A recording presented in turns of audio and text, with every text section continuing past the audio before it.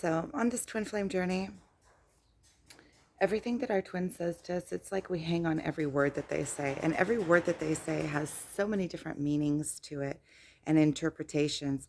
So, every single thing that they say to us, we take lessons from. It reaches into the deepest places in us. And that's why there is also such a huge responsibility on this journey, also from our place, because we also, every word that we say, it touches to them all the way to the depth of their soul because we are connected at the soul level, because our vibration is so similar. Everything that I say that has meaning to me touches to them. So if I am, um, I have to be very, very, very, very precise with the words that I choose and what kind of meanings they are going to have, because they have so many different meanings. And I feel like we're two little kids on this playing ground, right? But the playing ground is almost like an energetic playing ground, and that on this playing ground, I almost feel like I'm being taunted. Like all of my biggest fears are being tickled. All of the places that I'm not standing upright in are being exposed and with the light right on them. And I'm being like almost like taunted into, are you going to stand up or are you not going to stand up? Look, I see your point. I see that little I see your shadow. I see where you're not standing up. And it's almost like you're being egged on, like and it's also with yourself, because once those points are pointed out to you, if you don't go in and repair those points and stand up in them, it is like you are dismissing your own self. It's like you are not loving yourself. It's like allowing yourself to be less than you can be. And in this and also you have this other reflection, this person that can see all those points in you. And I also feel like with on my journey, and particularly, I am being taught how to be in like a relationship with him, in relation to him, right? So if I try to grasp, then he kicks free.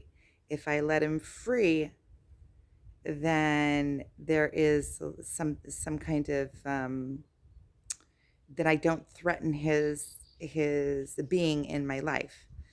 Um, and at the same time, like I'm checking within myself, like am I able to contain him fully?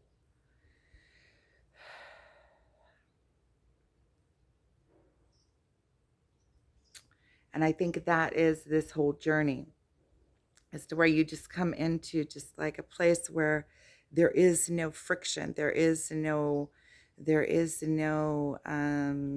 grasping, there is no um, ownership over anything. It's where you come into a relaxed place where that is in the background, it's there, and you can take your focus and put it into other places in your life. And that was something that I was thinking on this morning, is that really my life has improved, but like I was telling somebody, 95% of my time and my life is spent on my spiritual awakening and this twin flame journey and the constant that.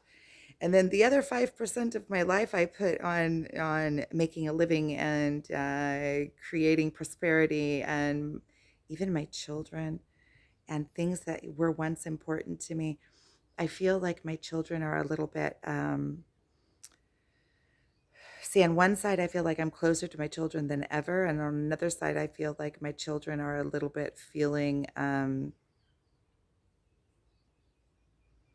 because I have all these other things in my life, the twin flame thing and my spiritual awakening, that I'm putting so much of my focus goes on, that it's almost like my children are kind of like in that other 5% almost. Like I'm doing the motions, but I'm not there emotionally almost. It is mushroom season. I just found two mushrooms. I found a whole bunch of another kind of mushroom, but that I don't know about if it's good or not. So I took some pictures because if it is good, then there's tons on the mountain. But if they are poisonous, then I'm going to send them off to somebody to look at them and tell me if they're good or not. Because if they are, it's like I have a whole bucket full if I want them. They're growing on the side of the mountain.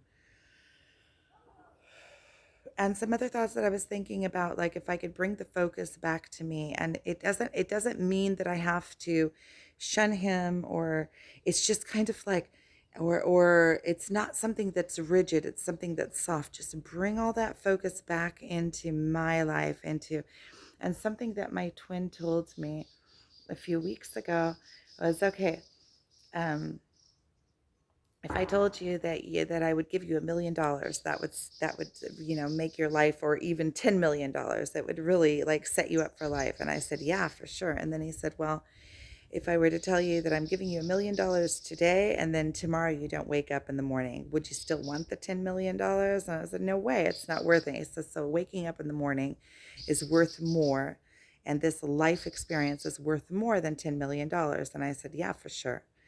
But then I was thinking, and he said, during this conversation, he said, you would be willing to do a lot for $10 million, right? And I said, yeah, I'd be willing to do a lot. Of course, there'd be a lot of things I'd be willing to do. And then I was thinking to myself this morning when I was on my walk, okay, so there's a lot that I would be willing to do for $1 million, right? There's a lot.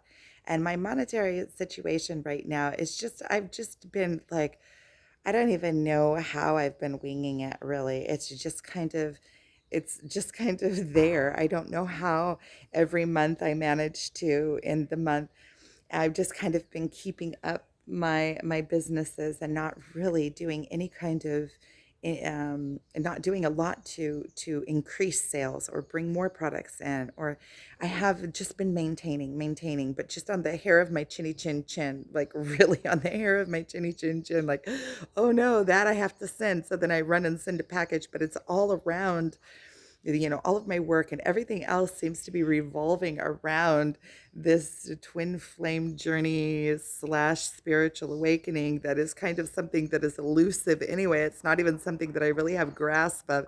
It's like I'm rising in this spiral, and I can feel myself rising. I can feel myself in a much better position than I've ever been in my life, even though the people around me don't see it. They see like all they can see is the chaos of the rising, because as you rise, you are releasing all of the crap, right? And it's coming out with crying, and it's coming out with leaving things and people out of your life, or disconnecting from situations, or as you're rising, the people that have been in your life until now, all they see is things falling out. All they see is the mess. They want to bring you back into how you were before, hold on to you how you were, try to make it. They don't like this twin flame journey much. The people in my life. In fact, I really think that the people that I've shared that it's a twin flame journey, first of all, don't believe in it. And second of all, they think it's a whole, like, they don't believe in it, so they think it's hogwash. So they think that you are going halfway. They can't grasp it. Hey, I can't grasp it half of the time. Half the time, I can't grasp it.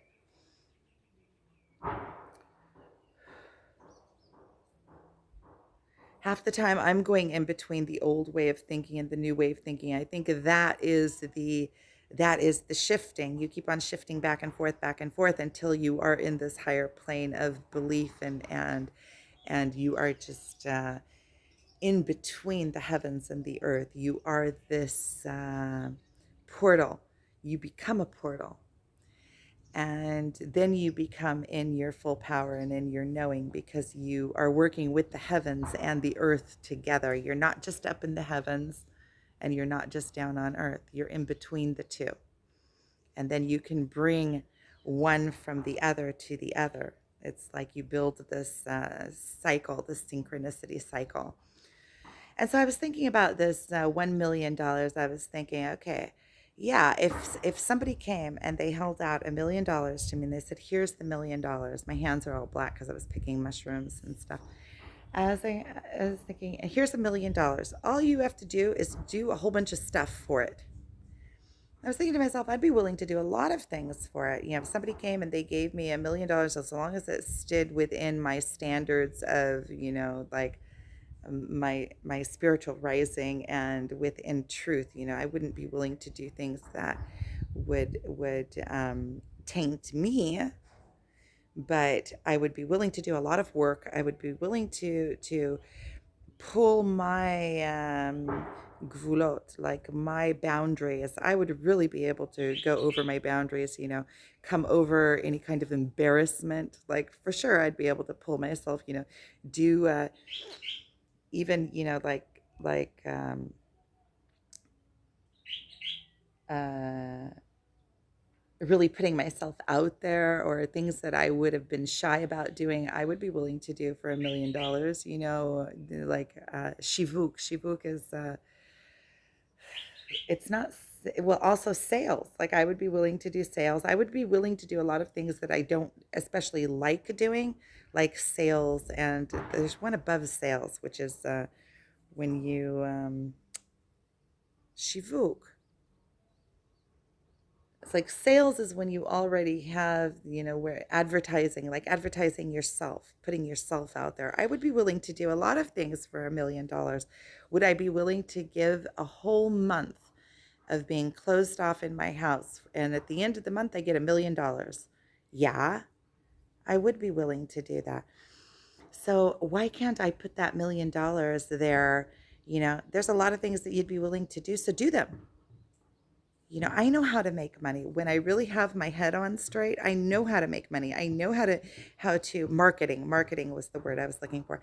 I know how to market. I know how to create. I know how to do all these things. And if I could just get my head out of my butt, right?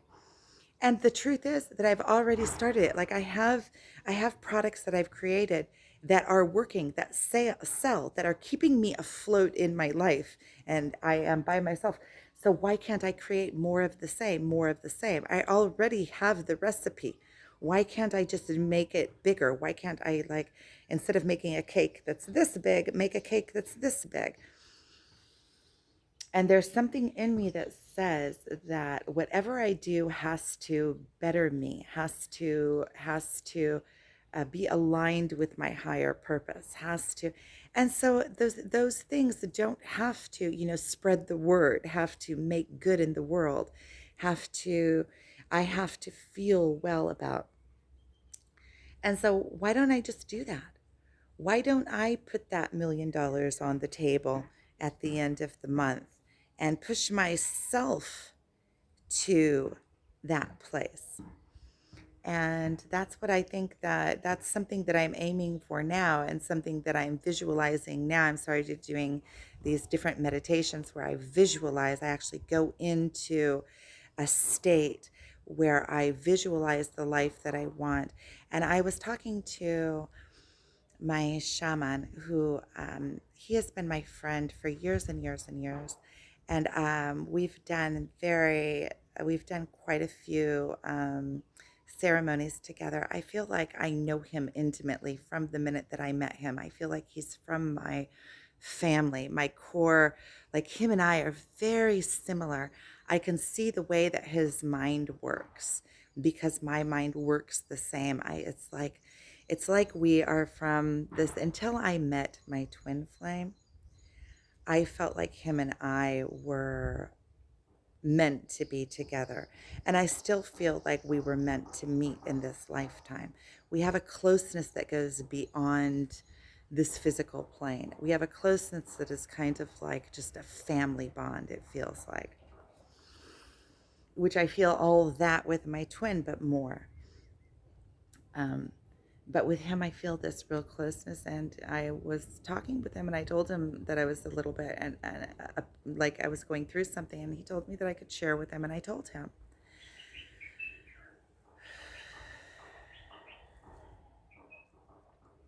I told him that I was in pain, and I told him um, that the way that I feel about my twin, he doesn't feel the same way about me. And he told me something that I know is he said, well, why don't you just be happy for him?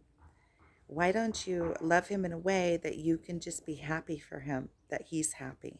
Love him that much. And that is how I love my shaman. I love him that much. I love him in a way that I've already released him from a romantic place. Released him. I could still see him as a romantic partner, but I've released him from that place. Like I can see him in a different romantic relationship, and just my heart would sing for him. I know that. And I want to get to a place with my twin that I feel like that, because my shaman is completely released. I can see him next year and I would be perfectly happy with it. I don't have to see him. My happiness does not rely on him. And I thought it was really sweet how he was able to show me that. And that was exactly, I know all that. But for him to be able to say it to me like that also brought it into a new meaning. And if I could just bring all of the 3D focus off of my twin and just back, release him and bring all of that focus back into my life. Be happy for him. Okay, he's doing his thing. Let him go. Let him be. And just and be satisfied within my own life. And I am inviting, love into my life. But why I started that is because my shaman gave me like this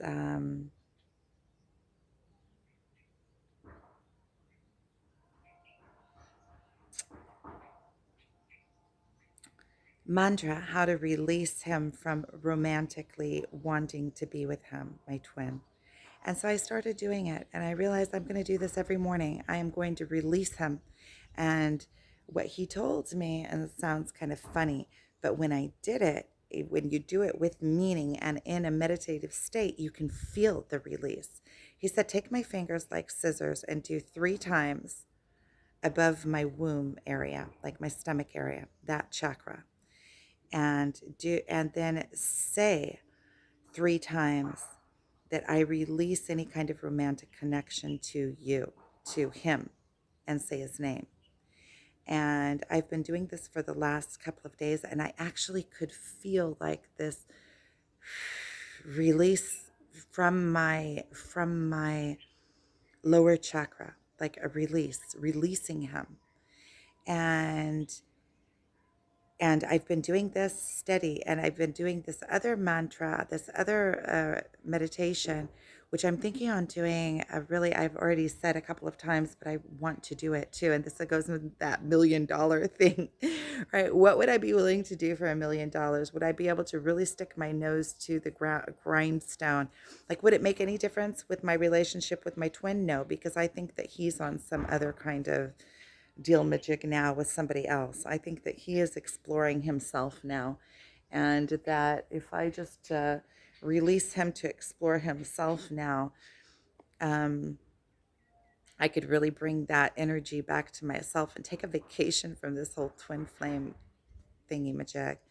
And in the process, also gain my own power, come into my own power, release him. I really need I really want, and with ease. I'm trying to bring ease into it so that it comes without this paranoia that comes up from my childhood. And I'm starting to cry because I can feel that that's also a release within me. I need to fix my car. I need to take care of my life. I don't know how I'm going to pay rent the end of this month. Like, I can already see I'm in such far debt already that I had a few things bounce. So as soon as I get pay into my bank account, those things are going to go out. And then I can already see that when rent comes to pass, it's going to be a little bit of, I don't know exactly how I'm going to do it this month. And I just got a quote for my car to fix my whole undercarriage is all busted up. It's like 5,000 shekels and then another couple thousand shekels because I have to do a test and then I have to do insurance and that's another 3,000 shekels. So, like, just to make ends meet, I have to have 10,000 shekels just to take care of my car, which is like close to $3,000, let's say. And then besides that, I don't know how my rent is coming out. And my car is already scary to drive. It's like scary. It's like I feel like a tire's going to fall off or something. It's like scary. And so I have all of that going on in my life and my kids wanting all sorts of things that they need, and all the regular things that are going out. And I need to create some kind of income.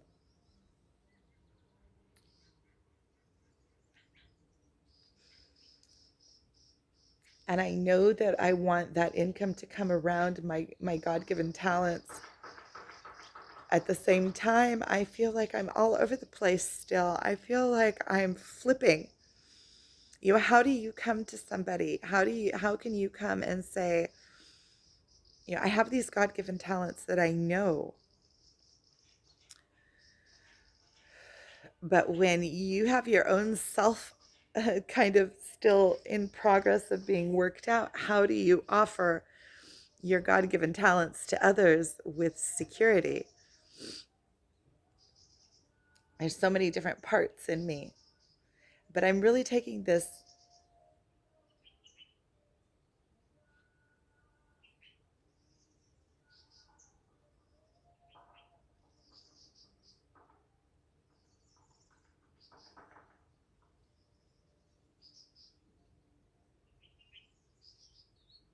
That's so crazy. There's this song that I can hear in the background that my twin let me listen to.